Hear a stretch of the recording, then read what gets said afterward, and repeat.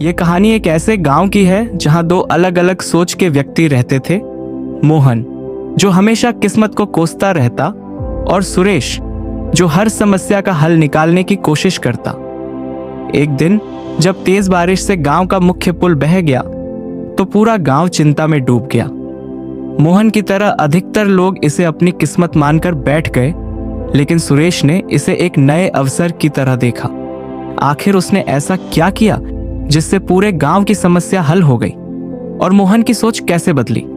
यह जानने के लिए कहानी आगे देखे।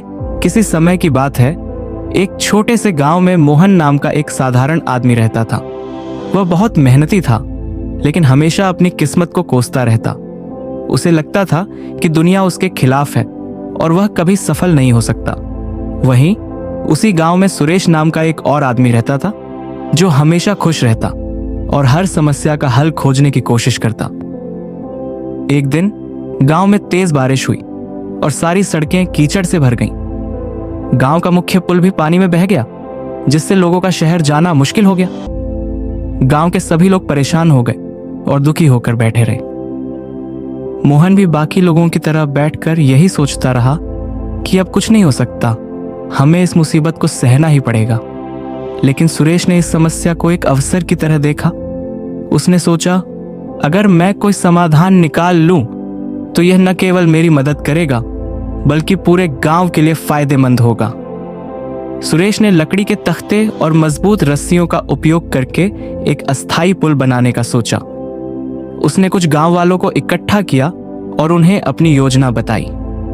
शुरुआत में कुछ लोगों ने उसका मजाक उड़ाया, लेकिन कुछ ने उसका साथ देने का फैसला किया।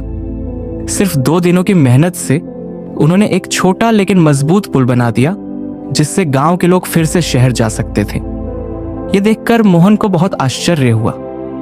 मोहन को समझ में आ गया कि समस्या से भागने या उसे कोसने से कुछ नहीं होता। सही नजरिया और सही सोच से किसी भी मुश्किल का हल निकाला जा सकता है। इस घटना के बाद मोहन ने अपनी सोच बदल दी। अब वह भी हर समस्या को एक अवसर की तरह देखने लगा, और धीरे धीरे वह भी गांव के सफल लोगों में गिना जाने लगा। मुश्किलें हमेशा आएंगी, लेकिन हमें यह तय करना होता है कि हम उन्हें रोड़ा माने या एक नया रास्ता बनाने का मौका। सही सोच और सही नजरिया किसी भी कठिनाई को अवसर में बदल सकता है।